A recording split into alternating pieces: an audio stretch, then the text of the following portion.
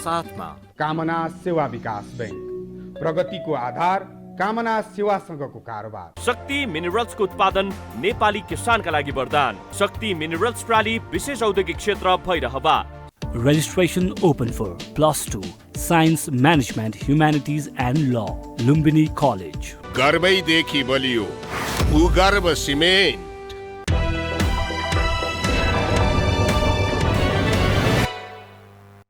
नमस्कार, यो बहसमा म यहाँहरूलाई हार्दिक स्वागत गर्दछु। जीवराम भण्डारी।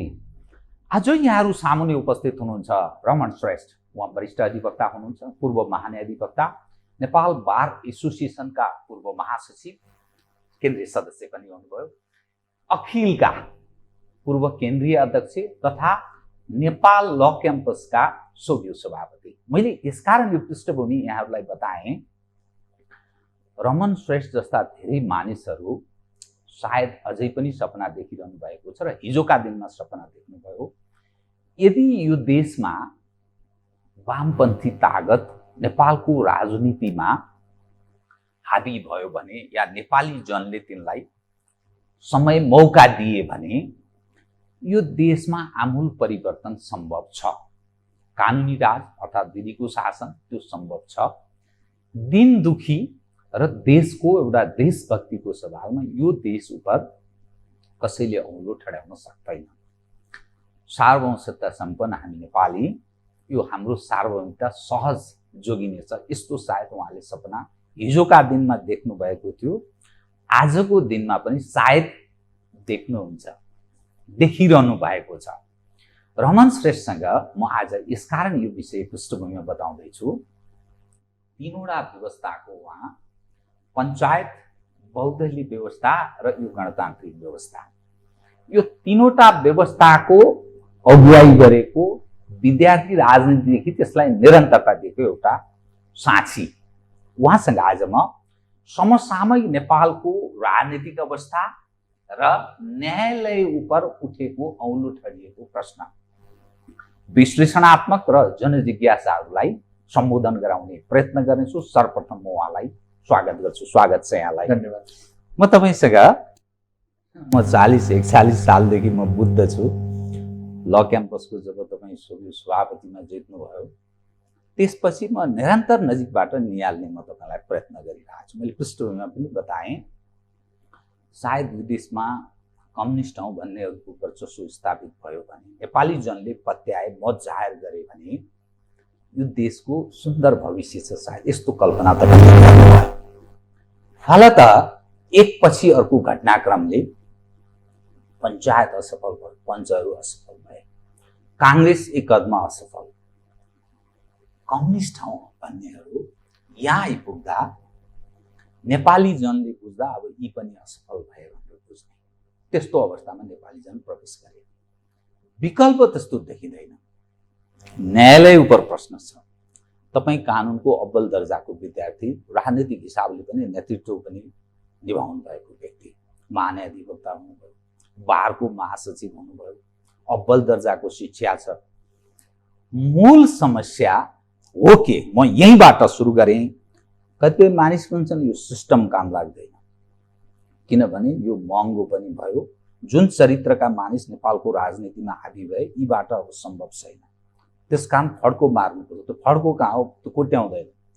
दोस्रो भन्छन् सिस्टमको दोष छैन, नेतृत्व अयोग्य भयो। तर नेतृत्व अयोग्य भयो भने त्यही नेतृत्व अझै 15 देखि 20 वर्ष फेरि पनि नेपालको राजनीतिमा उसैले पकड जमाउने पक्का पक्की छ।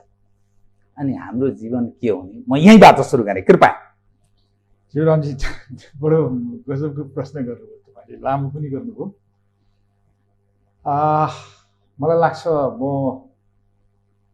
स्कुल पढ्दादेखि नै वाम राजनीतिप्रति झुकाव राखेँ।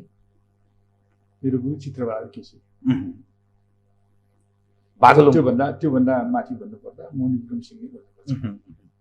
र मेरो घर बागलुङ, त्यहाँ चाहिँ वामपन्थीहरूको राम्रो प्रभाव चौथो महाधिवेशनमा त भनिन्थ्यो। र हामीले विद्यार्थी हुँदा पढ्यौँ भनौँ न, समाज यसरी परिवर्तन हुन्छ, त्यो धेरै फरक मैले पाइरहेको छु। हेर्नुहोस्, त्यो फरक किन पाएको छु अहिले मैले हो एकदम फरक भइरहेको छु। अहिले के फरक पाएको छु भने वास्तवमा हाम्रै जीवनमा परिवर्तन हुन्छ कि हुन्न त्यो पनि निश्चित थिएन। 35-36 विद्यार्थी आन्दोलनदेखि हामी संलग्न भयौँ, त्यसपछि बागलुङदेखि काठमाडौँ आयौँ, अनि अखिलको नेतृत्व गर्दै हामी अगाडि बढ्यौँ। त्यसपछि व्यवसायमा प्रवेश गरेँ। त्यो बिचमा चाहिँ बहुदल आयो होइन, 47 सालको परिवर्तन, 46-47 सालको परिवर्तन, त्यो संविधानले काम गरेन। हेर्नुहोस्, एकचोटि पनि संशोधन नभइकन गयो। म त्यो कारण बनौला। त्यसपछि होइन गणतन्त्रको जरुरी छ भन्ने हो। अब मैले यहाँ एकदम रुट कज हेर्नुहोस्, कृपा यो कस्तो नेपालको माटो भन्नुहुन्छ कि अथवा हावापानी भन्नुहुन्छ कि देशै भन्नुहुन्छ कि जनजीवन भन्नुहुन्छ कि अब कसरी नेपालीको रगतै भन्नुहुन्छ कि है, हेर्दा देउडालाई पनि घुस नखाइकन नहुने स्थिति छ कि लड्डु चढाउनु पर्ने, भोग दिनुपर्ने है, अब कल्चर नि हामी त्यहाँ पुग्यौँ। त्यो छ। हामीले धर्मशास्त्र हेर्दा धेरै विसङ्गति विकृतिहरू त्यहाँ, चाहे त्यो युधिष्ठिरको बारेमा भन्नुहोस्, चाहे रामकै बारेमा भन्नुहोस्, अर्जुनको बारेमा भन्नुहोस् होइन, महाभारत धेरै त्यस्ताहरू छन्। र पोजिटिभ नेगेटिभ सबै कुराको हुन्छ, तर त्यसबाट पोजिटिभ कुरो लिने हो। रुट कज के हो भने नेताहरूले के गर्ने गरेका छन्, राजनीतिक दल। हेर्नु, यो फेरि अहिलेको होइन, निरन्तरता पहिलेदेखि। तपाईँ राणा शासनपछि जो त्यो बेलामा चाहिँ प्रजा परिषद, गोर्खा परिषद, नेपाली कङ्ग्रेस थियो, त्यो बेलामा चाहिँ बडो मातृका प्रसाद कोइराला र बिपीको बिचमा द्वन्द्व भयो। के कुरोलाई लिएर द्वन्द्व भयो भने बिपी बाबुले के भन्नुभयो भने मातृका त काङ्ग्रेस पार्टीको अध्यक्ष पनि प्राइम मिनिस्टर हुनुहुन्थ्यो, उहाँले के प्रश्न उठाउनु भयो भने एउटै मान्छे दुईटा पदमा हुन्छ, कि प्रधानमन्त्री हुनु पर्यो कि पार्टी अध्यक्ष हुनु पर्यो। अब मातृका पनि के गाउँ, कोइरालाकै रगत, पार्टी फोडेर अध्यक्ष पनि हुनुभयो, प्रधानमन्त्री पनि हुनुभयो। अनि 15 सालमा चुनाव हो, नेपाली कङ्ग्रेसले 2/3 जित्यो, बिपी बाबु नेपाली कङ्ग्रेसको अध्यक्ष हुनुहुन्थ्यो, उहाँ प्राइम मिनिस्टर हुनुभयो। उहाँले 8 सालतिर उठाउनु भएको कुरो अब त्यो गाउनुभयो कि दुईटा मान्छे, एउटा मान्छे दुईटा पदमा हुन्न भन्ने कुरो उहाँ भएपछि उहाँले के गर्नुभयो, एउटा मान्छे दुईटै पद कन्टिन्यू गर्नु। अब भलै के कारणले त्यो राजा महेन्द्रले कु गरे यी कुरो त्यसमा नजाउँ। अब त्यसपछि म किशुनजी प्राइम मिनिस्टर हुनुभयो 47 सालपछि।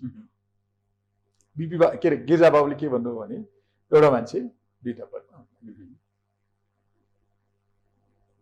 चुनावमै अन्तर्घातदेखि लिएर धेरै कुरो भयो भन्ने भयो। आखिरमा किशुनजीको अभिगत तपाईँले देख्नुभयो। जब गिरिजा बाबु प्राइम मिनिस्टर हुनुभयो नि फेरि त्यहाँ त्यो गर्नुभयो।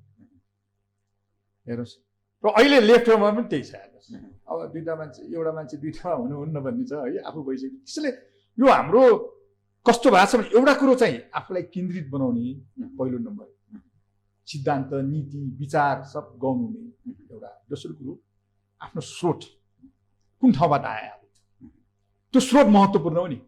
अब भन्नुहोस् न, म तपाईँलाई उदाहरणको लागि एउटै कुरो भन्छु। नेपाल कम्युनिस्ट पार्टी माओवादी शान्ति प्रक्रियासम्म आउँदा, जनयुद्ध गरेर आउँदा उसको के थियो नारा, ऊ केमा आधारित थियो, उसले के कारणले उसले चाहिँ एउटा शक्ति आर्जन गर्यो र यो ठाउँमा नेपाललाई पुर्यायो।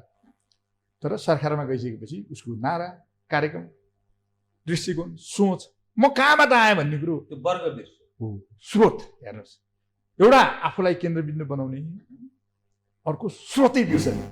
तपाईँ 46 सालको परिवर्तनपछि तपाईँ हेर्नुभयो भने नेपाली कङ्ग्रेसका इमान्दार नेताहरू जम्मै पाखा लागेको स्थिति छ। धेरै डिबी लामा जस्ता होइन, आइजी भएर सबै कुरो गरे मान्छे आएर मन्त्री भयो। हेर्नुहोस्, अब त्यहाँ धेरै छ। त्यो समथिङ पहाडी भन्ने को छ हेर्नुहोस्, त्यस्तै एमालेमा भयो, माओवादीमा पनि त्यही भयो। हेर्नुहोस्, त्यसैले मेन कुरो के हो भने दृष्टिकोण हेर्नुहोस्। यो कस्तो भयो भने त्यो एउटा वर्गीय दृष्टिकोण हुन्छ। हेर्नुहोस्, यो जसले जति भने पनि त्यो वर्गीय दृष्टिकोण जबमा स्खलित हुन्छ त्यसपछि उसले भुल्छ सबै कुरो। स्रोतै भुल्ने, आधारै भुलेपछि अनि ऊ कहाँ टिक्छ। अब भनौँ न, काङ्ग्रेस एउटा स्रोत, एउटा आधारबाट आयो, सरकारमा गएपछि उसले अर्कै कुरो गर्यो। कम्युनिस्टको पनि त्यही भयो। उसको स्रोत, उसको दृष्टिकोण, उसले के नारा दिएको थियो, उसको कार्यक्रम के हो, कुन वर्गलाई उसले प्रायोरिटी दिनुपर्ने। अब अहिले भन्नुहोस् न 2/3 को सरकार आयो, ओलीजी प्राइम मिनिस्टर हुनुभयो, अथवा त्योभन्दा अगाडि कुन वर्गलाई उहाँहरूले प्रायोरिटी दिनुभयो? दलाल पुँजीपति वर्गलाई प्रायोरिटी दिइसकेपछि अनि रहन्छ त्यो सिस्टम। आज तपाईँ ज्योति बसुको पार्टीले 30 वर्ष शासन गरिरहेको थियो, एक सिट पनि जितेनन् अस्तिको चुनावमा। सोच भुल्यो, वर्ग भुल्यो, दृष्टिकोण भुल्यो होइन। त्यसैले आफूलाई केन्द्रबिन्दु, फेरि हाम्रो कस्तो छ भन्दाखेरि हाम्रो भने नि नेपाली रगतै कस्तो छ भने आफूलाई केन्द्रबिन्दु बनाएर आफ्नो लागि सबै कुरो गर्ने। त्यो काङ्ग्रेस, कम्युनिस्ट, पञ्च केही फरकै छैन त्यो इस्युमा। अनि यो भयो रुट कज भनेको यही हो। त्यसैले चाहिँ मलाई के लाग्छ, अब हामीले पढ्या हेर्नुहोस्, हामी त वास्तवमा कम्युनिस्टहरूको सरकार सत्ता आइसकेपछि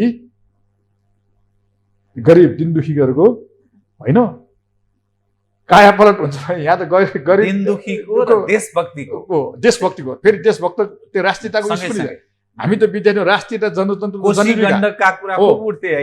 कति उठ्थे होइन। राष्ट्रियता जनतन्त्र जनजीविकाका कुरा हामीले धेरै उठाउँथ्यौँ। अहिले कस्तो भयो भने अहिले त पछिल्लो चरणमा अखिलकै कुरो गरेर म अनिराश्रीको चाहिँ केन्द्रीय अध्यक्ष समेत भए हामी फी बढायो अथवा शिक्षामा एउटा व्यापारीकरण भयो त्यस्तो उठाउँथ्यौँ। पछि त के गर्यो, त्यो सरकारमा चाहिँ सरकार गइसकेपछि त्यो विद्यार्थी संगठन त त्यो मण्डली जस्तो भयो कि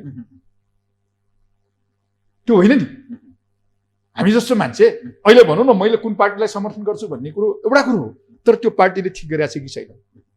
यदि ठिक गरिरहेको छ भने त्यसलाई आलोचना गर्ने कि नगर्ने, आलोचनात्मक समर्थन गर्न जरुरी छ। र फेरि नेपालका बुद्धिजीवीको स्थिति कस्तो छ भने रामजी यो बडो एकदम तपाईँ ठिकतिर सोझ्याउँदै हुनुहुन्छ। तपाईँको नजरमा नि नेपाली समाजका बुद्धिले जीविकोपार्जन गर्ने अर्थात् ज्ञान भएका मानिस भनेको वकिल, प्राध्यापक, डाक्टर, इन्जिनियर, पत्रकार, शिक्षक अनि समाजका विभिन्न तह र तबकाका विभिन्न समूह पनि होला। त यी जो मानिस छन् हिजोका दिनमा जो भूमिका खेल्थे, जसरी सत्ता पक्ष असफल छ, प्रमुख प्रतिपक्ष त्यही रूपमा असफल छ, राजनीतिक मानिस उपर मानिसको अविश्वास बढ्दैछ।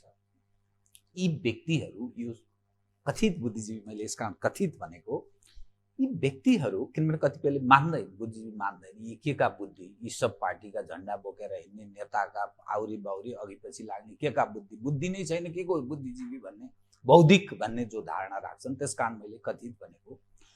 ती व्यक्तिहरू किन यस्तो बर्बाद छ, यत्रो दुनियाँ हर चिज अहिले प्रश्न उठेको छ, दबाव सर्जकको भूमिका किन निभाउँदैन? हिजो किन निभायो, अहिले किन निभाएन?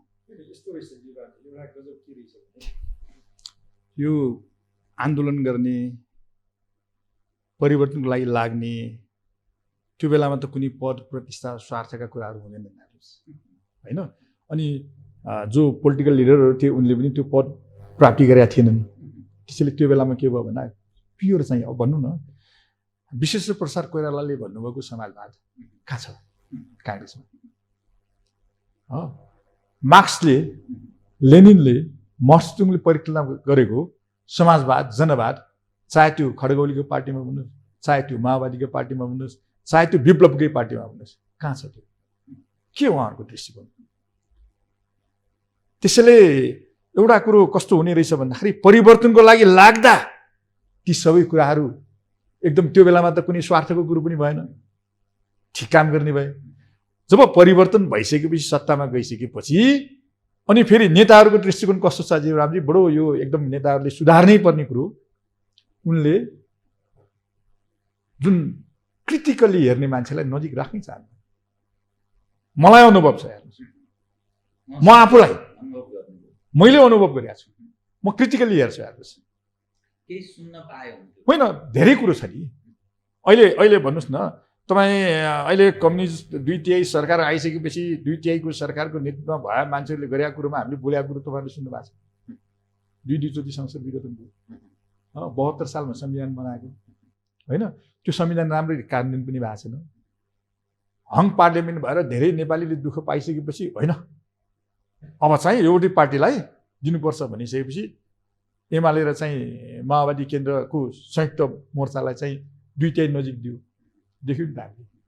त्यसैले कुरो के हो भने वास्तवमा चाहिँ अब यो मूल्याङ्कन गरेन भने हेर्नु नेताहरूको, म तपाईँलाई एउटा उदाहरणको लागि भन्छु, म धेरै कुरो गर्दिनँ, दुईजना मान्छेको नाम भन्छु। महाथिरको कुरो गर्छु, मोहम्मद महाथिर। उहाँले 30 वर्ष शासन गर्नुभयो। अब कति शासन गर्ने, रिटायर हुनुभयो, 30 वर्ष रिटायर हुनुभयो र उहाँ गइसकेपछि उहाँको देशमा यस्तो भ्रष्टाचार बढ्यो, 30 वर्षपछि फेरि चुनाव लड्नुभयो आफ्नै पार्टीको विरुद्ध। 92 वर्ष हेर्नुहोस्, जित्नु जित्नु पनि पनि भयो, प्रधानमन्त्री फेरि हुनु प्रयास गरिराख्नु भएको छ उहाँले सुधार्न। म तपाईँलाई अरू केजरीवालको कुरो गर्छु।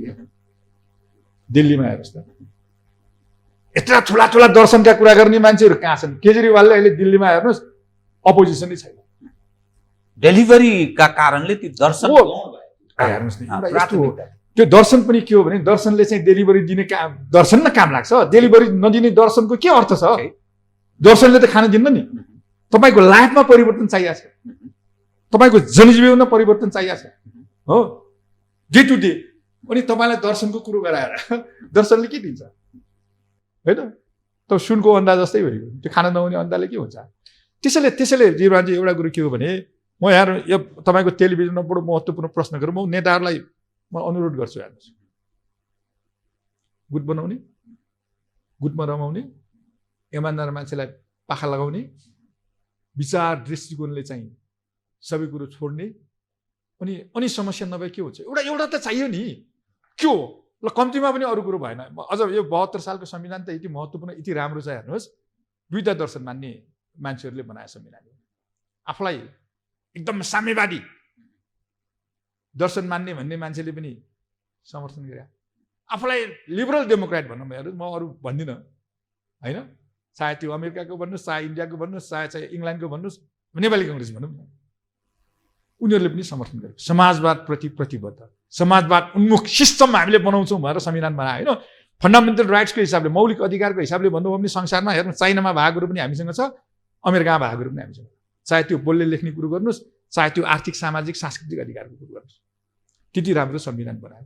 त्यही भएर ठिमा भयो भन्छ होइन, गन्तव्य नै क्लियर गरेन। यस्तो त्यो रणभुल्लमा त्यो भित्र पस्यो अनि निस्कने ठाउँ त्यस्तो होइन। हेर्नुहोस्, त्यो संविधान क्लियर छ, हेर्नुहोस्, संविधानलाई कार्यान्वयन गर्ने मान्छे गलत। यसको अर्थ अयोग्य नेतृत्व भयो भन्ने अर्थ लाग्छ। नेतृत्व अयोग्य, नेतृत्व मात्रै होइन, राजनीतिक दल पनि अयोग्य भयो। म तपाईँलाई उदाहरणको लागि, अनि सिस्टम, हेर्नुहोस्, सिस्टम ठिक छ, सिस्टम ठिक छ। अब यहाँ सिस्टम आफै चल्दैन, सारा चिज अयोग्य छ, असफल छ, जनताका नजरमा यी काम नलाग्ने छ, ठिक छ। अनि सिस्टम कहाँबाट चल्छ? कसरी सिस्टम? तपाईँको यो टेलिभिजन छ नि, अहिले तपाईँले इन्टरभ्यू लिइरहनु भएको छ, तपाईँको ठाउँमा एकदम नजान्ने मान्छेलाई ल्याएर इन्टरभ्यू लिन लगाइयो भने अब त्यो योले के गर्नुपर्ने हुन्छ? त्यो मान्छे फेर्ने हो नि त होइन, तपाईँले यो नै फेर्ने होइन नि। त्यसैले कुरो के हो भने, हेर्नुहोस्, राजनीतिक दल, म तपाईँलाई एउटा कुरो भन्छु, दलको हेर्नु, दलको भूमिका कारणले नेता त असफल भए ठिक छ, तर नेतालाई परिवर्तन गर्ने दल हो नि। म उदाहरणको लागि तपाईँलाई भन्छु, ओलीजी 2 तिहाईको प्राइम मिनिस्टर हुनुभयो, उहाँले 3 वर्ष शासन गर्नुभयो। शासन गरिसकेपछि अब अदालतले पनि यहाँ राजनीति गर्छ बेलामा भएन, त्यो गरिरहेको छ बेला बेलामा, यस्तो राजनीति गर्यो। फागुन म त्यो ठ्याक्क फागुन 23 गते एउटा फैसला गरिदियो। हेर, मुद्दा परेको थियो, ऋषि कतलले चाहिँ के भने मेरो नाम पो मिल्यो, त्यो नाम त्यसलाई नदेऊ भनेर दिएको थियो कि। फेरि माया भन्दा बढी फैसला गरेर पनि मिल्दैन। हेर्नुहोस्, अब हाम्रा न्यायाधीशहरू पनि बडो यो त गजबको छ कि, जस्तो नेता छन् हाम्रो न्यायाधीशहरू पनि त्यस्तै छन्। हेर्नुहोस्, उहाँले के गरिदिनु भयो, उहाँहरूले भने त्यो एकता प्रक्रियाकै बारेमा चाहिँ मागे एउटा आग्रह कुरो गाग्रा लगाएर गरिदिनु भयो। पार्टी दुईटा भइसकेपछि द्वन्द्व चलिरहेको थियो, ओलीजीले विश्वासको मत लिनुपर्ने स्थिति बन्यो, लिनुभयो। उहाँले विघटन गरेको संसदमा फेरि बडो गजब छ है, संसदीय विघटन गरिसकेपछि उहाँले राजीनामा दिनु पर्थ्यो। हेर्नुहोस्, आखिरमा संसदीय व्यवस्थाको एउटा नियम त त्यो नि, दिनु भएन, विश्वासको मत दिन्छु। जसलाई जुन संसदले काम गर्दैन, मलाई काम गर्न दिएन भनेर विघटन गरेको संसदमा विश्वासको मत दिन जान्छ है? त्यो नैतिकता भए मान्छेले गर्दैन, त्यो अनैतिक मान्छेले मात्रै गर्छ। हेर्नुहोस्, त्यो संवैधानिक नैतिकताको कुरो हुन्छ, राजनीतिक नैतिकताको कुरो हुन्छ, हेर्नुहोस् होइन, सांस्कृतिक नैतिकताको कुरो हुन्छ। हेर्नुहोस्, म जानुभयो, एकछिन, ठिक छ, म आउँछु। त्यसपछि विश्वासको मत दिन जानुभयो। अझ विश्वासको मत लिन जाने बेलामा अचम्मको कुरो के हो, विपक्षी दललाई पनि मलाई समर्थन गर भनेर भोट माग्न जानुभयो क्या। जान्छ कहीँ संसारमा विपक्षी दललाई? अपोजिसन त अपोजिसन नि गर्नुभयो, उहाँ असफल हुनुभयो। उहाँले विश्वासको मत पाउनु भएन, नपाएपछि उहाँले राजीनामा दिनु पर्थ्यो, दिनु भएन। खेल त देख्नुभयो नि। अनि त्यसपछि के भयो भने अब सरकार बन्ने क्रममा राष्ट्रपतिले पनि रोल राम्रो थिएन, राष्ट्रपतिज्यूको हेर्नुहोस् है, बडो गजबको थियो है। त्यो प्रसङ्ग आउँदा म भनौँला होइन। अनि कल गर्नुभयो, कल गरिसकेपछि देवबाजीको 149 जनाको चाहिँ पर्यो। पत्रकार सम्मेलन गर्दा गर्दै प्रधानमन्त्रीजी दौडेर मसँग त 153 छ, कहाँ 149 भनेर भन्नुभयो। अनि राष्ट्रपतिज्यूले दुईटैको दाबी खारेज गरिदिनु भयो। अनि बिचमा खेल भयो, फेरि संसदै विघटन भयो होइन। अनि त्यसपछि त्यति भइसकेपछि अब त्यो बिचमा के हुनु पर्थ्यो? एमालेको पार्टीको कुरो गर्छु है मैले पार्टीले कहाँ चाहिँ ठिक निर्णय गर्न सकेन। जब उहाँले विश्वासको मत लिन नसकिसकेपछि पार्टीले के गर्नु पर्थ्यो भने, यदि नेकपा एमालेकै प्राइम मिनिस्टर बन्नुपर्ने स्थिति थियो भने पनि अब तपाईँ असफल हुनुभयो, तपाईँले दलको नेता छोड्नुहोस्। इङ्ल्यान्डमा अस्ति भर्खरै भएको छ होइन। किन बिचबिचमा सरकार किन परिवर्तन हुन्छ नि होइन। भन्नु पर्थ्यो नेकपा एमाले। अब ओलीजीको विरुद्धमा बोल्ने मान्छे त्यहाँ कोही भयो, हुँदै भएन। उहाँले संसदीय दलको नेता कन्टिन्यू भयो। अब त्यहाँ नेता मात्रै असफल भयो कि पार्टी पनि असफल भयो? पार्टी पनि असफल भयो, जसको कारणले गर्दा सायद ओलीजीले राजीनामा दिएर मार्ग प्रशस्त गरे भए नेकपा एमालेकै सरकार कन्टिन्यू हुन्थ्यो गरेको भए। त्यो के भयो? अब ओलीजीले आफूलाई केन्द्रबिन्दु बनाएको छ, मै हो सम्राट होइन भन्नुभएको छ। अब म भन्दा गतिलो नेपालमा कोही छैन भन्ने उहाँको दृष्टिकोण छ। मैले अघि नै भने अब अद्यावधि कायम छ। अब पार्टी कस्तो भयो? पार्टी असक्षम भयो कि त्यहाँ नेता त असफल भएर बाहिर जाने स्थिति बन्यो। पार्टीले पनि नेतालाई परिवर्तन गर्न सकेन। त्यसैले यो कस्तो छ भने, त्यो मलाई लाग्छ 15 सालको चुनावमा पनि त्यो पछि जुन राजा महेन्द्रले कु गर्ने बेलामा पनि सायद है, हामी त त्यो बेलामा थिएनौँ, कहीँ यस्ता कुराहरूले काम त गरेन। त्यसैले हेर्नुहोस्, दलको नेता र दल हेर्नुहोस् असफल हुँदै गएको छ। सबै यो भन्ने नै छैन हो, सिस्टम होइन। हेर्नुहोस् सिस्टम ठिक छ, सिस्टम यति राम्रो हामीले व्यवस्था गरेका छौँ।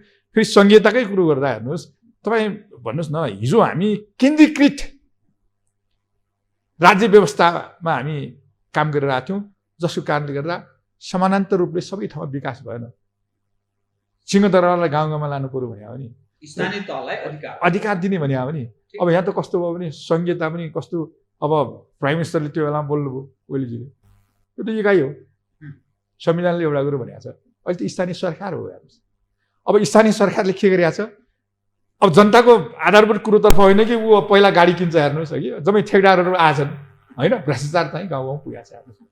ठिक सिस्टम चाहिँ हामीले राम्रो बढो गऱ्यौँ, तर सिस्टमलाई परिचालन गर्ने दल र दलका नेताहरूको दृष्टिकोण पुरानै सामन्ती पञ्चायती शैलीको मन्दले प्रवृत्ति, जसको कारणले गर्दा प्रब्लम भएको छ। त्यसले गर्दा कहिलेकाहीँ के हुन्छ भने सिस्टम जान्छ हेर्नुहोस्। त्यसलाई यदि कन्टिन्यू गर्ने भने सिस्टम जान्छ हेर्नुहोस्, किनभने सिस्टम त आफै रहिरहेको कन्टिन्यू गर्ने हो भने सिस्टम जान्छ, चल्दैन, सकिन्छ। मतलब हरेक 10 देखि 15 वर्षमा तपाईँ नयाँ चिज भएको छ। त्यसैले म यही तपाईँको टेलिभिजनमा त के अनुरोध गर्न चाहन्छु भने, सबै दलका नेताहरूलाई गुट बनाउने, वर्ग स्वरूप बिर्सने, दृष्टिकोण बिर्सने होइन, नेपाली जनताको चाहिँ आधारभूत जीवन स्तरलाई चाहिँ उत्थान गर्न भनौँ न। काङ्ग्रेसको बिपी बाबुले भनेको समाजवाद, एउटा घर होस्, एउटा गाई होस्। अहिले गाईको कुरो नगरौँ, अरू होला नि त। कम्तीमा 1 जना मान्छे 2 जना मान्छेलाई चाहिँ रोजगारी दिइयोस्, हो, शिक्षा र स्वास्थ्यमा चाहिँ फ्री गरियोस् होइन। तपाईँ अहिले मैले केजरीवाल भने न होइन, त्यो जुन जीवन स्तरलाई तपाईँ सबै तल्लो वर्गको मान्छेहरूलाई माथि ल्याउने काम नगरेसम्म त मुलुक त बन्दैन हेर्नु। मुठीभर मान्छेसँग सबै सम्पत्ति जम्मा गर्ने स्थिति बनाएर के हुन्छ? अहिलेको हामीले के गरेका छौँ, त्यो साम्यवादीले पनि त्यही गरेका छ। आफूलाई लिबरल इकोनोमी के अरे प्रजातन्त्र उदार चाहिँ वादी भन्नेले पनि अर्थनीतिको समर्थन गरेर त्यही गरेका छ। अब पञ्चायतको कुरै भएन। अनि त्यसपछि तपाईँ सिस्टमको बारेमा प्रश्न नउठेर के को बारेमा प्रश्न उठ्यो? प्रश्न उहाँहरूको कारणले उठाएर सिस्टम नराम्रो भएर होइन। तपाईँ अहिले सिस्टमको कुरो गर्नु भने केजरीवालको के सिस्टम छ भन्नुहोस् त? केही सिस्टमै छैन त। गरेको छ त ऊ। दिल्लीमा हेर्नुहोस् त, दिल्ली जस्तो ठाउँ फेरि हेर्नुहोस् त। तपाईलाई यसो क्षितिजमा हेर्दा नि तपाईसँग मलाई कुरा गर्न यसकारण मजा लागिरहेछ। लामो समयदेखि तपाईँ सङ्घर्षरत रहनुभयो, तीनवटा सिस्टम तपाईँले देख्नुभयो, बेहोर्नुभयो, त्यसको एक हिसाबले अगुवाई पनि गर्नुभयो त्यसको कतिपय हिसाबले ठाउँहरूमा। जुन ठाउँमा हामी अहिले प्रवेश गरेका छौँ एकपछि अर्को समस्या देखा पर्दछ। कार्यपालिका, व्यवस्थापिका, न्यायपालिका। कार्यपालिकाको कुरा गर्दा शेरबहादुरजीको नेतृत्वमा बनेको सरकार यो 3 महिना लगभग पुग्न लाग्यो। मन्त्री परिषदले पूर्णता पाउनुहुँदैन। प्रचण्डजीले आज मन्त्री परिषदले पाउँछ, भोलि पाउँछ भनेकै महिना दिन लाग्यो। अनि व्यवस्थापिका त्यहाँ छलफल हुँदैन, जनताको थलो भनिन्छ नि, कहिल्यै छलफल हुँदैन। जनता परेशान छन्, दुखी छन्, 70 लाख भन्दा बढी गुजाराका लागि विदेशमा गएका छन्। यही भयावह स्थिति छ, बेरोजगारी छ, महँगीको चरम भयावह दृश्य छ। राजनीतिक दलका नेताहरू अहिले पनि पार्टी कब्जा गर्नेमा हद्दरी गरिरहेछन् सबै पार्टीमा, र त्यही नेतृत्व फेरि पनि स्थापित हुनेमा त्यो निर्विकल्प छ। कोही त्यस्तो विकल्प दिने कुनै त्यस्तो माइबाप पनि छ नि, कोही त्यहाँ सिर्जना भएको छैन। न्यायालयको यो लथालिङ्ग भत्ताभुङ्गको अवस्था छ, हर क्षेत्रमा पोलिटिसाइज्ड भयो। अदालत त कसको बेन्चमा पर्छ मुद्दा अनि त्यसपछि फैसलाको बारेमा म अनुमान गर्छु भन्न थाले मानिस। दलालको प्रवेश भएको कुरा न्यायालयमा ठाडा ठाडै प्रश्नहरू उठ्न थाले। अनि यो जो दृश्य देखिरहेका छौँ, भोगिरहेका छौँ, बेहोरिरहेका छौँ, अनि यो चाहिँ अनि सिस्टम असफल होइन भनेर यहाँ पनि सिद्धिने, त्यहाँ पनि सिद्धिने, उता नि सिद्धिने, छताछुल्ल भत्ताभुङ्ग छ। अनि कसरी बचेको, कसरी यो सिस्टम ठिक भनेर मान्ने बताउनुहोस् त। धैर्यको बात कहिलेसम्म? ठिक कुरो गर्नु। हिँड्न जान्दैन आँगन टेढो, नाच्न नजान्ने आँगन टेढो। नाच्न त पात्रले जान्नु पर्यो। आँगन टेढो भएर नाच्न नजान्ने त होइन नि। नाच्न जान्नेले टेढो आँगन भएर पनि नाच्न जान्ने छ होइन। अब तपाईँले एकदम, मैले अघि अलिकति कुरो गरेका थिएँ, आधार, स्रोत, वर्ग, दृष्टिकोण सबै भुल्या कारणले यो प्रश्न उठ्या छ भनेर भनेको थिएँ। तपाईँ अहिले जस्तो एक्जिक्युटिभ कार्यपालिकाको कुरो गर्दा ठिक प्रश्न गर्नुभयो।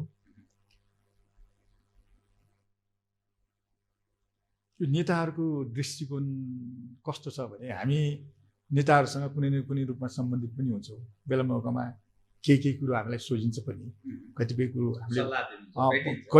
हामीले भने अनुसार गर्छन्, कतिपय कुरो गर्दैन, धेरै गर्दैन। एउटा दोस्रो कुरो यो कस्तो भएको छ भने राज्य सञ्चालन गर्ने बेला म एउटा बेसिक कुरो भन्छु तपाईँलाई है।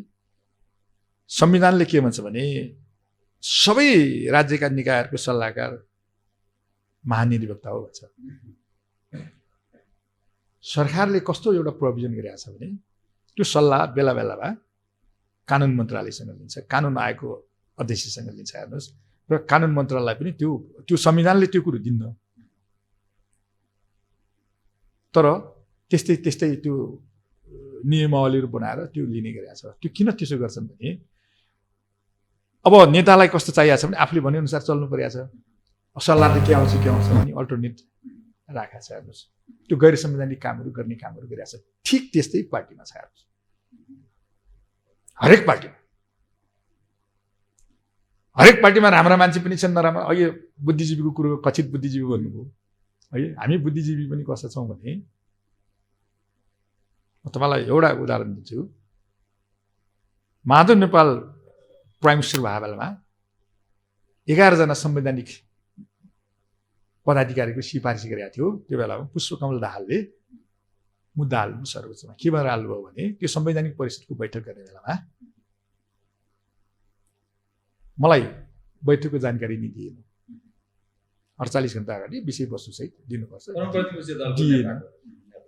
त्यसैले यो बदर हुनुपर्छ भनेर उहाँले हालेपछि बहादुर हेर्नुहोस् त्यो बेलामा फैसला गर्ने न्यायाधीश को हुन्थ्यो भने तपबहादुर मगर। अहिले तपबहादुर मगर चाहिँ माधव अधिकार आयोगको अध्यक्ष हुनुहुन्छ।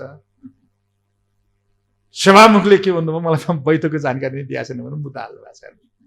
न्यायाधीश जस्तो मान्छे त यस्तो छ।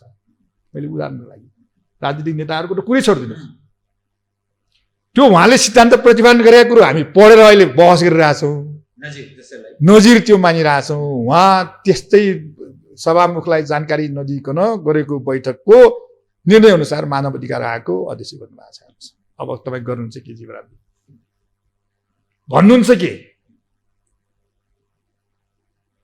कोही मान्छे चाहिँ त्यो हुन्छ नि आफ्नो एउटा प्रिन्सिपल हुन्छ नि, कमसेकम यो कुरो जायज हो यो कुरो नाजायज हो, मैले यो कुरो गर्न हुन्छ यो कुरो गर्न हुन्न भन्ने कुरो कमन सेन्स त हामीसँग हुन्छ नि। त्यसैले न्यायाधीश त यो ठाउँमा छ। हेर्नुहोस् पोलिटिकल पार्टीका नेता कस्ता होला, बुद्धिजीवीको कुरो कस्तो हो है, बुद्धिजीवी ठिकै छ। हेर्नुहोस् मानव अधिकार आयोगमा भए अर्को पदाधिकारीको कुरो गर्दा एक दिन अगाडि एउटा स्टेटमेन्ट दिनुभएको छ, त्यो गलत हो भनेर अध्यादेश त्यही अध्यादेशको आधारमा बसेको निर्णय अनुसारको उहाँले खानुभयो। धेरै ठाउँबाट भाग्नुहुन्छ अहिले प्रश्न जवाब के दिने? त्यो अध्यादेश ल्याउनै मिल्दैन भनेर भन्या मान्छे त्यही अध्यादेशबाट नियुक्ति खाएको छ, गर्नुहुन्छ के जीवराजी? त्यसैले हामी यस्तो ठाउँमा छौँ। हेर्नुहोस् हामीले होल हेर्नुहोस् यहाँ चाहिँ यो फेरि पोलिटिकल पार्टीको नेताहरूको कारणले मात्रै यो स्थिति आयो होइन। हेर्नुहोस् हामी हामी पत्रकारको स्थिति पनि त्यही छ, वकिलको स्थिति त्यही छ, डक्टरको स्थिति छ, इन्जिनियरको स्थिति, आम जनताको स्थिति त्यही छ। त्यो करेक्सन गर्नेतिर लाग्दैनौँ हामी। अब यहाँ नेताले यस्तो गल्ती गरेको छ, यसलाई प्रश्न उठाउँ है। फेरि नेता पनि के गर्छ, त्यो प्रश्न उठाइसकेपछि त्यसलाई अब त्यसको लगत कत्ता गर्न के गर्नुपर्ने जम्मै गरी आउँछ। अब त्यो द्वन्द्व गर्नुभन्दा एकदम समन्वयमा जाने, त्यसपछि नबोल्ने।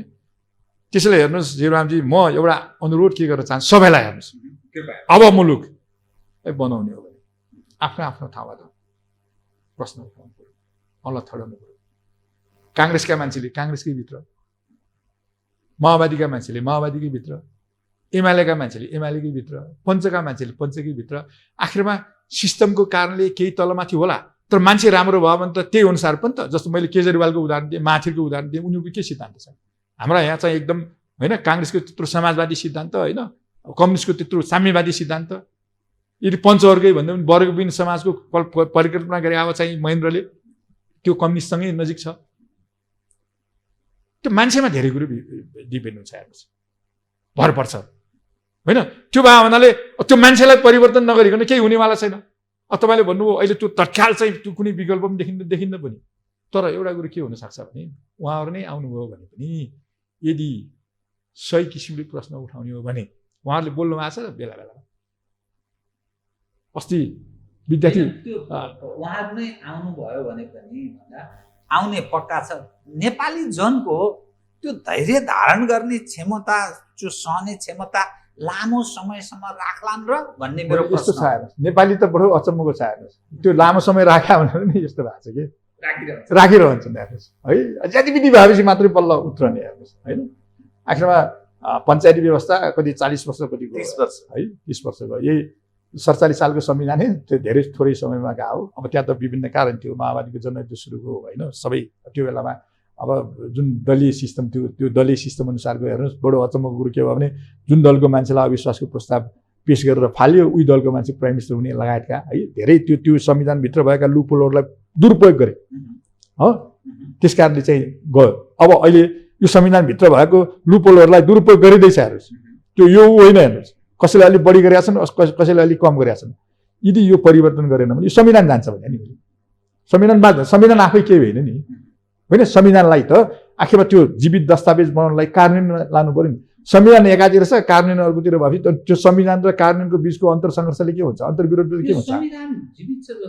होइन यस्तो छ तपाईँ होइन तपाईँ हामी जे भन्यौँ यही संविधान अनुसार चलेका छौँ अहिले। होला यसको कति पार्ट होइन संविधान अन्तर्गत सबै मुभ भाषण र तपाईँ हामी सामान्य मानिस चलेका गर्नु हो जीवनजी। मुटुमा चाहिँ 100% चल्नु पर्दैन नि। कतिवटा चाहिँ भलहरू बन्द हुँदाखेरि पनि 10%ले पनि चल्छ। अब कति पर्सेन्टले चलाएको छ त्यो एउटा कुरो हो, तर चल्न चाहिँ यसरी यही चलिरहेको छ। त्यसैले म चाहिँ एउटा अनुरोध के गर्न चाहन्छु भने वास्तवमा अहिले हरेक पार्टी है नेतालाई खबरदारी गर्नु पर्यो, दललाई खबरदारी गर्नु पर्यो होइन। उसको पार्टीको कार्यक्रम जस्तो भन्नुहोस् न, निर्वाचन लड्दाखेरि उसले त पार्टीको दृष्टिकोण अनुसार घोषणापत्र जारी गरेको छ नि, त्यो घोषणापत्र अनुसार ऊ चल्नु पर्दैन, चुनाव लड्नुको लागि मात्रै हो। के भनिएको छ भन्नुहोस् त। मैले तपाईसँग तपाईँ एउटा सक्षम एउटा व्यक्ति भएको हुनाले मैले किन यो विषय उठान गरेको भने मुलुकको जुन सिस्टमका अगुवा छन् यी हरेक कुकर्ममा सामेल छन् भन्ने घटना एउटा नेपालको भारतीय राजदूत रञ्जित रे जो नेपालमा लामो समय उनले रजगज गरे भन्छ नि होइन, उनको त्यो डिलेमा काठमाडौँ भन्ने एउटा काठमाडौँ डिलेमा एउटा पुस्तक छ। त्यो पुस्तकमा छत्ता छुल्ल नाङ्गै भत्ता भुङ्ग छ। यहाँका नेताहरू प्रभु यस सवालमा के गरौँ हजुर, उहाँले चाहिँ राय दिन्छ यसो गर्दा ठिक होला तिमीले। अनि सुरक्षा निकायका चाहिँ मध्यरातमा जाँदा संसदमा ठोक्नु न्यायिक क्षेत्रका मान्छेहरूको कुरा छ। सारा पोलिटिकल लिडरहरू मानौ यो घटनाले के देखाउँछ भने यो सिस्टमका अगुवाहरू निर्णायक होइनन्, निर्णय अर्कोले गर्छ। त्यसकारण यी नेता हुन्, यो देशका शासक प्रशासक हुन् भनेर तपाईहरु जस्तो मान्छे मान्ने स्थिति छ। रञ्जित रेलाई आधार बनाएर सोधेको मैले। एकदम ठिक कुरो गर्नुभएको छ। यो तपाईले भन्नुभएको कुरो पनि ठिक हो। त्यहाँ लेखिएका घटनाहरू त्यो सत्यको नजिक नै छ हेर्नुहोस्। म पनि मान्छु हेर्नुहोस्, यो हरेक यो इन्डियाको हामीप्रतिको दृष्टिकोण, म तपाईँलाई एउटा कुरो भनौँ, स्वाभाविक हो, उसले गर्छ हेर्नुहोस्। हाम्रो नेतृत्वले त्यो गरिरहेको छ। म एउटा चाहिँ घटना सिक्किमको कुरो गर्दा लेन्डुप यस्तो राष्ट्रवादी नारा दियो उसले, मलाई लाग्छ त्यो उमा एकजना कि दुईजना विपक्षी दल थियो, सबै उसको एक दुईजना कति थियो, सबै उसको दलको। त्यसपछि उसले संसदबाट के पास गर्यो, इन्डियामा विलय गर्ने। विलय गरिसकेपछि इन्दिरा गान्धीलाई भेट्न गएछन् बेङ्गलोरमा। 4 घण्टा भएर बोलाउँदै इन्दिरा गान्धी होइन, 4 घण्टा भएर बोलाउँदै अनि त्यो निजी सहायकले लिन्डुप आएको 4 घण्टा भइसक्यो, भित्र बोलाउँदै अनि इन्दिरा गान्धीले के भन्नुभएछ भने उसको अब काम छैन, सिद्धियो। ऊ त राष्ट्रघाती हो नि, राष्ट्र त बेच्ने मान्छे। अब उसको काम हामीले प्रयोग गरिसक्यौँ, त्यसले सिद्धियो। अब उसलाई भेट्नुको जरुरी छैन भने भेट पनि पायो। राष्ट्रमाथि गद्दारी गर्ने कसले जो आफ्नो देशलाई गद्दारी गरिरहेछ त्यसकै महत्त्व हुन्छ। यो बडो गजबको कुरो हुँदैछ के है। त्यसैले हेर्नुहोस्, त्योबाट शिक्षा लिनु जरुरी छ कि हाम्रा नेपाली नेताहरू। यहाँ फेरि तपाईँले चाहिँ लिडरहरूको कुरो गर्नुभयो, जनताको लेभलमा उद्योगपतिको लेभलमा पनि त्यही छ। केही त्यो भन्ने नि त्यो उसले जुन छताछुल्ल गरिरहेको छ नि, त्यो मैले त्यही भएर भनेको छु। हेर्नुहोस्, आफूलाई आफ्नो स्वार्थ पूर्ति गर्नको लागि जे पनि गर्न तयार हुने मान्छे। यहाँ यस्तो राष्ट्रवादी नारा दिने, अब ओलीजीको राष्ट्रवाद हेर्नुहोस् त, बिचमा हेर्नुहोस् महाकाली सन्धिदेखि आउँदा अहिलेको बिचमा हेर्नुहोस् एमसिसीकै बारेमा उहाँको दृष्टिकोण हेर्नुहोस्। सरकारमा हुँदा एउटा कुरो गर्नुहुन्छ, बाहिर हुँदा एउटा कुरो गर्नुहुन्छ, त्यस्तो हुन्छ र दृष्टिकोण भने त सरकारमा भए पनि एउटै हुनु पऱ्यो, बाहिर भए पनि। इभन तपाईँ गोविन्द केसीकै बारेमा भन्नु, उहाँ अनसन बस्नुहुन्छ, उहाँको बारेमा सरकारमा भयो होला एउटा दृष्टिकोण, बाहिर भयो होला अर्को दृष्टिकोण। समस्या यही हो भने मैले भने नि, विचार, दृष्टिकोण, वर्ग, स्रोत, सिद्धान्त सबै छोड्या छ हेर्नुहोस्। अनि त्यो छोडिसकेपछि बाँकी रहन्छ के? उसको स्वार्थ, आफूलाई केन्द्रबिन्दु बनाउने। अनि त्यो केन्द्रबिन्दु बनाएर गरे राजनीतिले न मुलुकको विकास हुन्छ, न जनताको भलो हुन्छ, न त्यसले राष्ट्रियताको संरक्षण गर्न सक्छ। राष्ट्रियता पनि त्यही जोडियो के, स्वार्थसँग जोडियो। त्यो इन्डियाले खेल्ने त स्वाभाविक हो। तपाईँको एउटा क्रान्तिकारी छवि र परिवर्तनकामी त्यो छविलाई तपाईँले निरन्तर कायम राखेको विगतले त्यस्तो देखाउँछ। स्वयंमा पनि त्यस्तो खाले तपाईँको धेरै औँलो ठड्याउँदैन। मानिसले बहस गर्यो फलानाको पक्षमा, ढिस्काना पर्छ, व्यावसायिक कामकाजमा यस्तो चल्छ, मेरै पनि चल्ला, अर्को पनि चल्ला, त्यसलाई प्रश्न उठाउनु भनेको त्यो बेत हो। तर जुन स्थितिमा हामी प्रवेश गरेका छौँ नि, एकातर्फ कार्यपालिका उप प्रश्न, न्यायपालिकाको प्रधान न्यायाधीशले भाग भन्न खोजेको कुरा आयो त्यो, अनि यो एउटा पेपर्सको चाहिँ यो पेन्डोरा पेपर्सको सार्वजनिक भएको छ। नेपालमा कालो धन यसरी यसरी बेइमानी भइरहेको छ। यो देशमा सरकार पनि छ, राज्यका अरू संयन्त्र पनि छन्। यो साराका सारा हेर्दा यो विद्रोहको सन्निकटमा नेपाली जन प्रवेश गर्दैछन् भने जस्तो तपाईँलाई लाग्दैन? यो कस्तो भएको छ भने जस्तो राष्ट्रपतिको रोल भन्नुहोस् न। राष्ट्रपति भने त संविधानको संरक्षणको पालक। त उहाँले के गर्नुभयो हेर्नुहोस्, पार्टीको अब ओलीजीले जेलानुभयो, विदिन कति सेकेन्डमा निर्णय गर्नु हेर्नु। अब राष्ट्रपतिको भूमिका ठिक नहुने, प्रधानमन्त्रीको भूमिका ठिक नहुने, व्यवस्थापिकामा पनि जनताको समस्याहरूको बारेमा छलफल गर्ने स्थिति नहुने। अब जहाँसम्म न्यायालयको कुरो गर्नुभयो, भागबन्दाको कुरो गर्नुभयो, एकदम ठिक प्रश्न गर्नुभयो। हेर्नुहोस्, यो न्यायालयको कुरो गर्दा भागबन्दाका कुरा कहाँ सीमित हुन्थ्यो पहिला भने न्यायाधीश बनाउने कुरोमा सीमित हुन्थ्यो है। पहिला होइन, यो बौद्धलकै बेलामा पञ्चायतकै बेलामा पनि होइन। पञ्चायतको बेलामा त राजा सार्वभौम सत्ता सम्पन्न राजा थिए, उनले जसलाई चाहे त्यही हुन्थे होइन। त्यहाँसम्म म यहाँ तपाईँको टेलिभिजन मार्फत एउटा कुरो के भन्छु भने बरु राजाले क्षमता भएको मान्छेलाई लाग्थे, लगिसकेपछि न्यायाधीशहरूले के गर्थे भने यदि गलत कुरो गर्ने सरकार यो चाहिँ हुँदैन, लाजमर्दो हुन्छ, लाजमर्दो हुन्छ भनेपछि रोकिन्थ्यो। अहिले त कस्तो भएको छ भने बौद्ध लगाइसकेपछि हेर्नुहोस्, त्यो न्याय परिषद 5 जनाको थियो, त्यसमा 3 जना न्यायाधीश थिए, 2 जना बाहिरका हुन्थे। त्यो 3 जनाले के गर्छ भने त्यो न्यायालयभित्र गुट बनाउने अनि खल्तीबाट आफ्नो मान्छे न्याय परिषद बनेपछि त्यो 47 सालको संविधानपछि त्यो हाम्रो नयाँ एउटा दृष्टिकोण हो। हुन चाहिँ पञ्चायतमा पनि त्यो केही न केही त्यस्तो किसिमको चाहिँ कमिटीको उ गरिएको थियो, त्यसैको त्यसलाई चाहिँ न्याय परिषदको रूपमा ल्यायो। अनि न्यायाधीशले बनाए, यसरी गरे। अब त्यहाँ बारको प्रतिनिधि राख्नुपर्छ भनेर 1 जना न्यायाधीश घटाएर अहिलेको न्याय परिषदमा बारको प्रतिनिधि राखेको छ नेपाल बारले।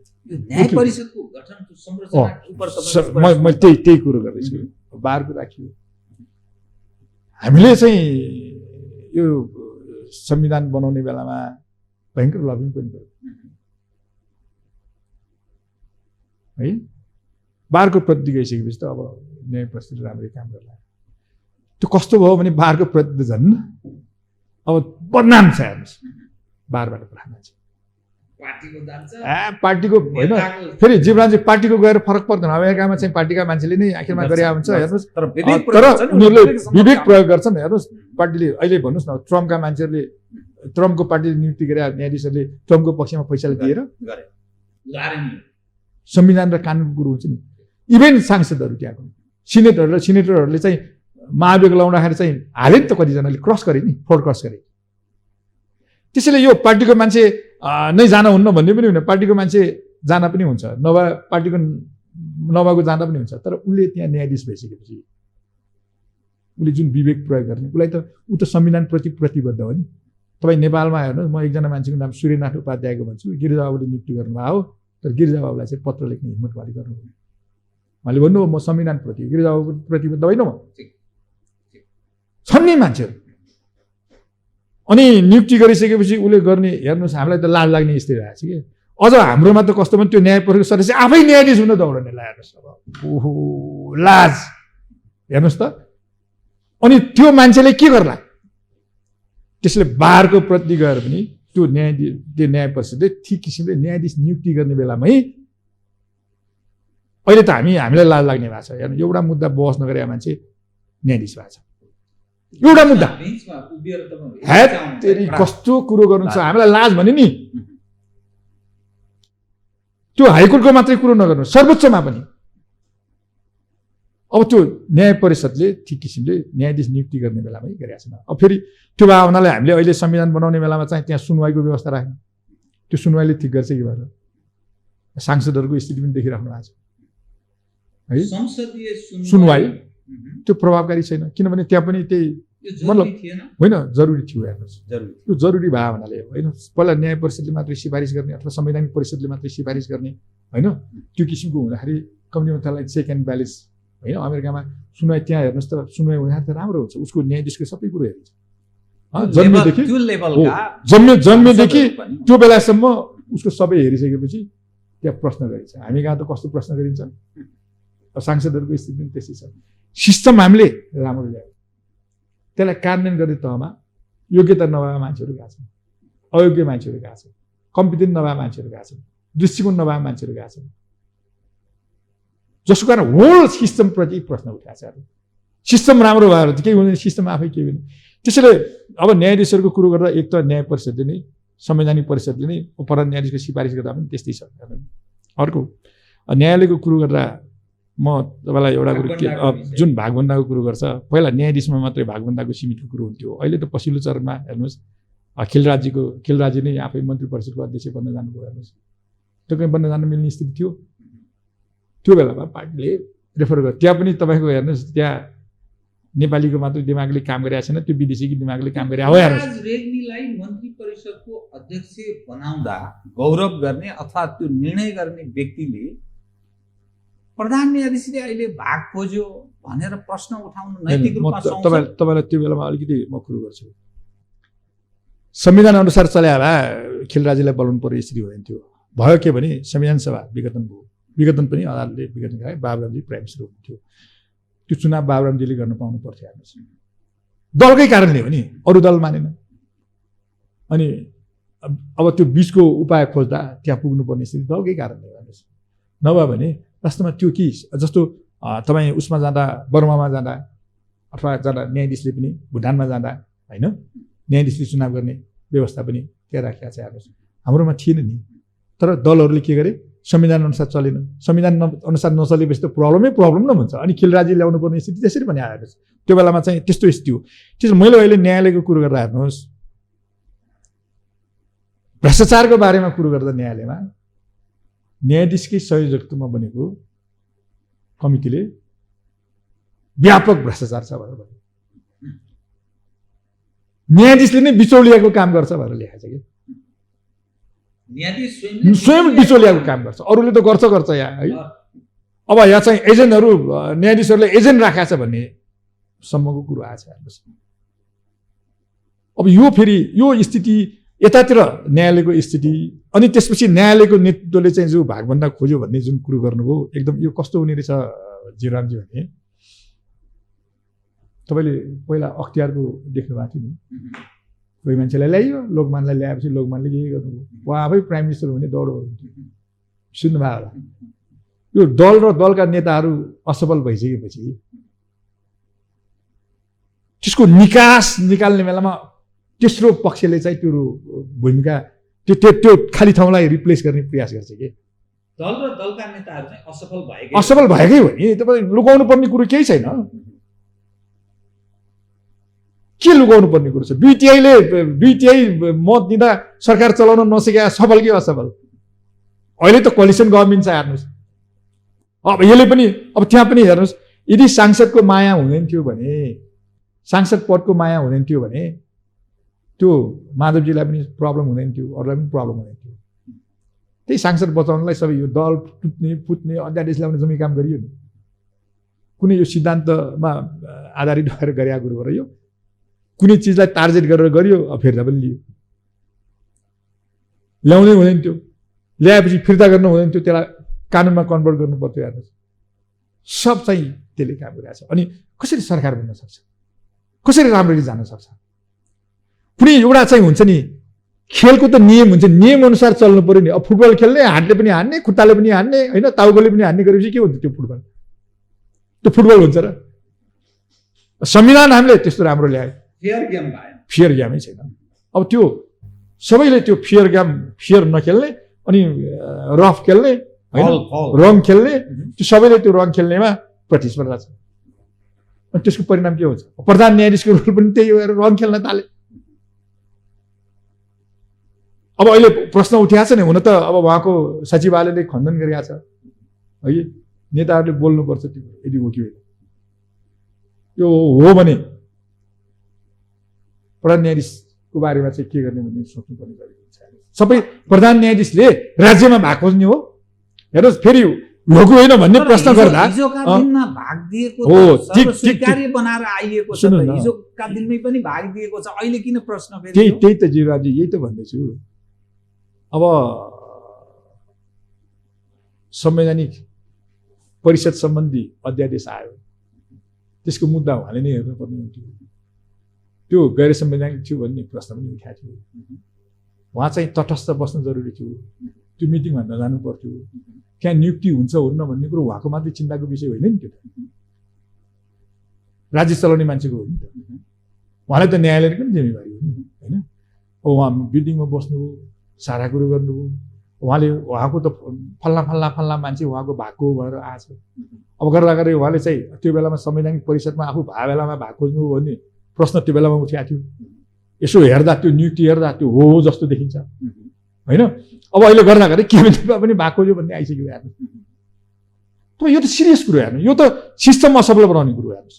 अब यो संविधान जान्छ यही हो भने त अनि यसलाई किन राख्ने भने मै भन्छु राख्नुहुन्न भयो यदि यस्तो हो भने। किनभने संविधानले एउटा कुरो गरेको छ, संविधानले भनेका बाहेकका कुराहरू या काम कार्यहरू हुन थाल्ने, त्यसलाई रोक्ने कोही ताकतै नहुने। कि जनताको लेभलले रोक्नु पर्यो कि दलले रोक्नु पर्यो, दुईटा त अरू उपाय त छैन। यसलाई रोक्ने उपाय त अरू त छैन नि। तपाईँ, म कार्यक्रमको अन्त्यमा आएँ कि अब तपाईँसँग कुरा गर्दा त घन्टा बितिहालेछ। त केही सुझाउनुहुन्छ के गर्ने त? यसको विकल्प के बताउनुहोस् त? सारा जो विकृति छ, मान्छेले झलझल सब देखिसके, बेहोरिसके, बाबा नसकिने भयो, नेतासँग नसकिने भयो, यो हाम्रो अभिगत छ। अभिभावकीय जो भूमिकाको हामी कल्पना गर्छौँ त्यो भूमिका भएन। हर क्षेत्रमा भ्याकुम छ। रञ्जित रेको पुस्तक यस्तो आउँछ, पेपर्सको यो पेन्डोरा पेपर्सको यसरी आएको छ। छताछुल्ल भ्रष्टहरू सबै ठाउँमा अखडा जमाएर बसेका छन्।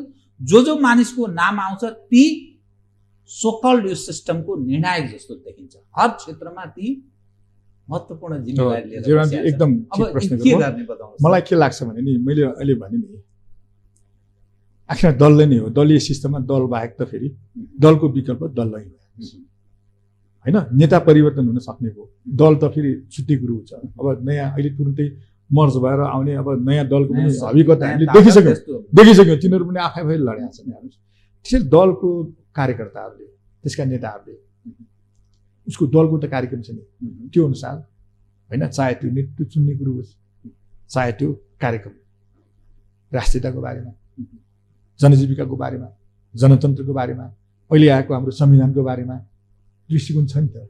त्यो दृष्टिकोण अनुसार चल्यो भने के मुलुक नबन्ने स्थिति छ? फेरि हाम्रो मुलुक त एकदम सम्भव छ। अब सचिन जरुरी छ। धेरै भयो हेर्नुहोस्। योभन्दा बढी गर्नुभयो भने यो संविधान जान्छ। हस्, धन्यवाद। आदरणीय दर्शक भाइ, उहाँ हुनुहुन्थ्यो रमन श्रेष्ठ, वरिष्ठ अधिवक्ता, समसामयिक विषय, राजनीतिक, न्यायालय र कैयौँ जनजिज्ञासाहरूलाई सम्बोधन गर्दै म सहित मेरो सम्पूर्ण युनिटलाई कार्यक्रमबाट बिदा दिनुहोस् र यो हो टेलिभिजन, हेर्दै रहनुहोला। नमस्कार।